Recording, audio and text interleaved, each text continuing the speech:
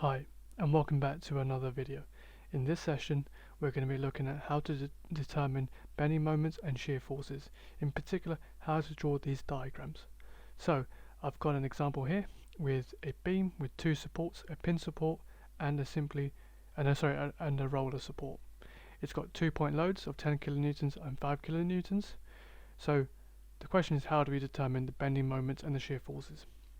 Well, firstly, we need to understand, as we move along this beam, as we travel from point A to point B, the magnitude of the shear force and the bending moment will differ because we've got different loading conditions. So we've got a 10 kilonewton and a 5 kilonewton, so this is not symmetrical. There is no uniformly distributed load. We also have different types of supports and different positions of these point loads. Now, if this 10 kilonewtons moves left or right, or this 5 kilonewtons move left or right, that magnitude of shear force and the bending moment will be different along this point of beam. So the question is, how do we know what the magnitudes are along each length of this beam? Well, the trick is really, you want to break this beam up into small segments of lengths, and the idea is you want to take those small segments of length and say, for this length, let's work out the bending moment and the shear force. And we're going to use the equations of equilibrium to resolve the bending moment and the shear forces. So the question becomes, where do we take these cuts? The idea is we want to take cuts along this beam where we have enough information to use the equations of equilibrium to resolve forces, but also we don't want to take a cut too far away where we have too much information and we've not got the bending moments and shear forces along the length of the beam. So we need to take appropriate cuts, and the rule I always use is take the first cut before the first force. So if we imagine along this beam we've got 10 kilonewtons, let's begin by taking a cut just before it. Well, we say, and then what we do is say within this range we're going to work out the bending moment and the shear force. But before that, we've got unknowns in our pin support and our roller support, so we quickly need to resolve those forces. Again, we're going to use the equations of equilibrium, which I'm just going to add here, which is, in my case, I usually tend to use the summation of forces going up as positive is equal to 0. So you could use y if you want instead, or the summation of forces in the x direction. I'm just going to put an arrow going to the right as positive is equal to 0, and the summation of moments about a point going clockwise is equal to 0. So let's begin by drawing a free body diagram. Now, if we take the general shape of the beam, we know using the key on the right hand side we've got some unknown forces. So we've got a reaction force at A in the vertical direction, so we've got VA. We've also got a horizontal force HA.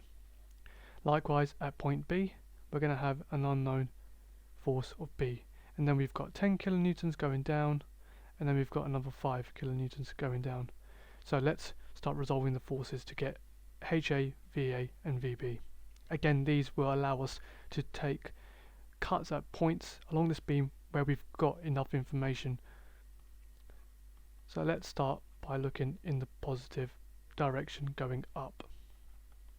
So we've got VA plus VB minus 10 minus 5 as they're going down, so that's minus 15 is equal to 0.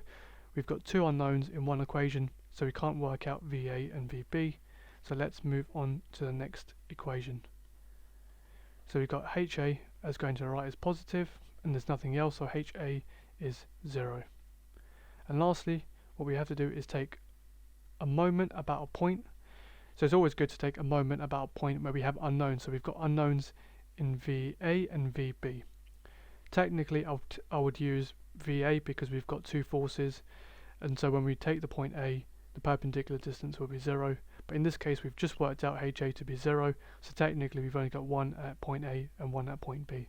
So in this case, I'm just going to use A, as it's going to be a little bit easier. So if we take point A, we've got forces of 10 kilonewtons, 5 kilonewtons and VB. So 10 is going straight down, point A is to the left, and then if we close that loop, that's going to be clockwise.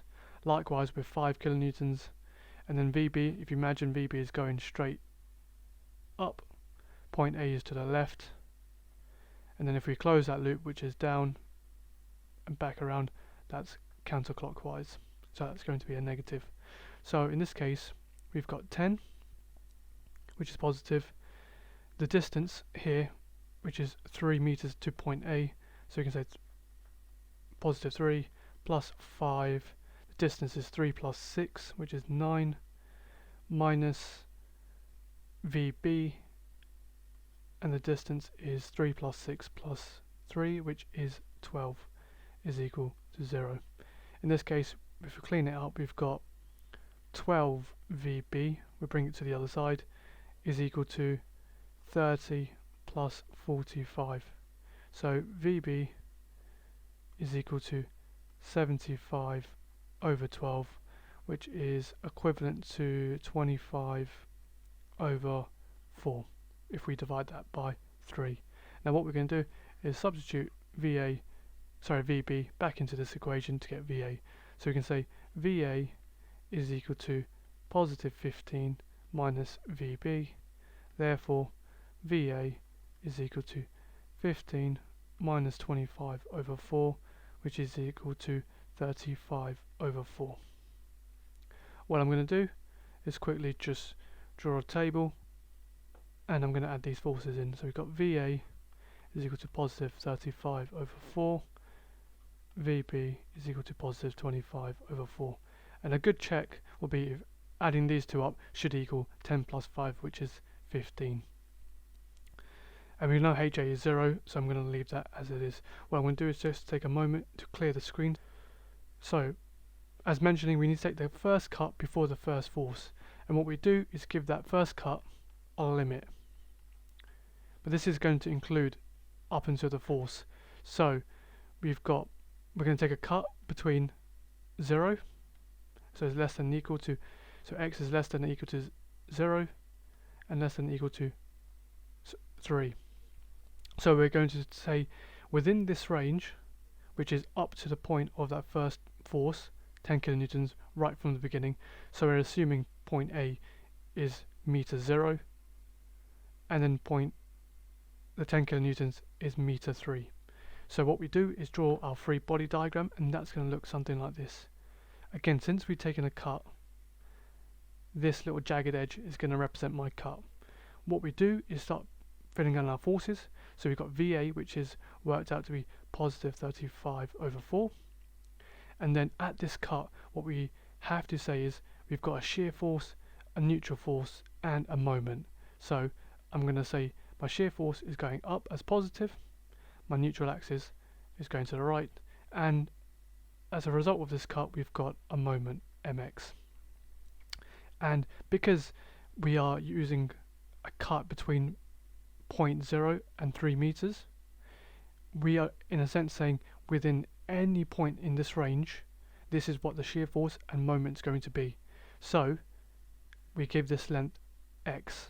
So x can be meter 1, 2, 2.5, 1.75, anything between this range. And so what we do is then use the equations of equilibrium to resolve Sx, Nx and Mx. So what does that give us? If we look in the positive direction going up, summation of forces should equal 0. So we've got Sx, the shear force, plus 35 over 4 is equal to 0. Therefore we can say our Sx is equal to negative 35 over 4.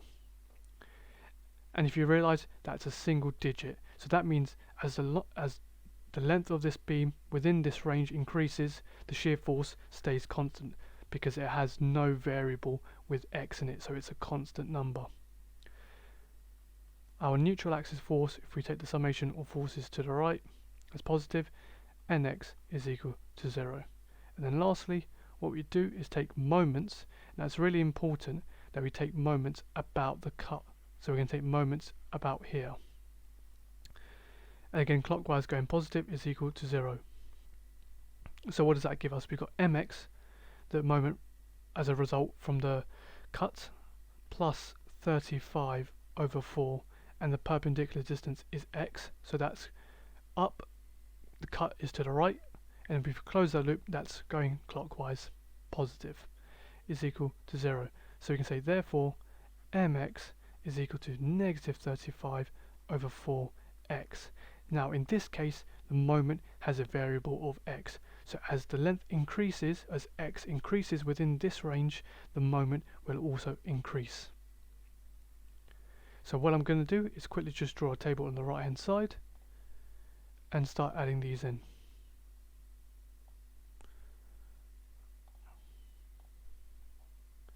So I'm going to say for the first cut, which is this range, so between 0 and 3, we've got Sx is equal to minus 35 over 4, and Mx is equal to negative 35 over 4x. What I'm going to do is just take a moment to clear the screen. So let's work on our second cut. So where's the second cut? The second cut is just going to be before that 5 kilonewtons. So let's just say here. But we are also going to include the 5 kilonewtons within the range. So the range becomes the end of cut 1, which is 3. It's going to be less than or equal to x, which is the variable.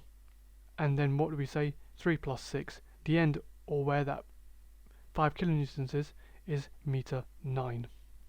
So we are now looking at the shear force and the bending moments within this cut. But when we draw a free body diagram, it's really important that we include all the forces right from meter 0, which is point A. So we still include our VA, which is 35 over 4. We've got our 10 kilonewtons somewhat around here. We've got our shear force, neutral axis force, and a moment. Again, repeating the same steps. The summation of forces in the positive direction going up is equal to 0. Sx, which is positive, plus 35 over 4 minus 10 is equal to 0. If we rearrange this to get Sx as a subject of the equation, that equals positive 5 over 4. And now what I'm going to do is just quickly work out the summation of forces going to the right here, because we've only got nx, and that is equal to 0. That leaves us with now the last equation, which is the summation of moments about the cuts, again clockwise going positive, is equal to 0. So now we've got mx plus 35 over 4. The perpendicular distance is x. Now here we know between VA or point A and 10, that's 3. And like we said the entire length of the beam is x. So what I'm going to do is just say add the distance here, which is x minus 3, as I've just written underneath here. So I'm just going to add that in, and I'll add that in just to make it a bit more clearer. So now we've got the force of 10, which is going down. The cut is to the right, so we go down to the right, and we close the loop off, which is counterclockwise, so that's negative 10. The perpendicular distance, again from that distance to the cut, is x minus 3, which is 0. So if we rearrange this to get mx as a subject of the equation, that is positive 10 x minus 3 plus 35, take away 35 over 4x. Now if we clean that up, get the like terms together, what that equals is positive 5 over 4x minus 30. So what I'm going to do is just add that to the table on the right hand side. So the second cut between meter 3 and meter 9, Sx is equal to positive 5 over 4. Again, it's a discrete number, so it does not matter along the length of the beam. Mx is 5 over 4x minus 30. So as we plug x is equal to 3, 4, 5, 6, that moment value will change. So I'm just going to take a moment to clear the screen. So now we're going to work on our last cut, which is going to be just before point B, but including point point B. So that third cut is going to be the end of cut 2, which is 9. We're going to say x is between the end, which is 3 plus 6 plus 3, which is 12. Again, we're going to draw our free body diagram, which is going to look something like this. So we plug all our forces in. We've got VA, which is 35/4. We've got a 10 kilonewtons going down, and we've also got a 5 kilonewtons going down. We've got, as a result from the cut, we've got a shear force, a neutral axis force, and a moment. So if you plug the distances in, we got 3 meters there. That's going to be 9 meters, and then the whole length of the beam, like we said, is x. So we're going to use the equations of equilibrium. Let's begin with the forces going up as 0.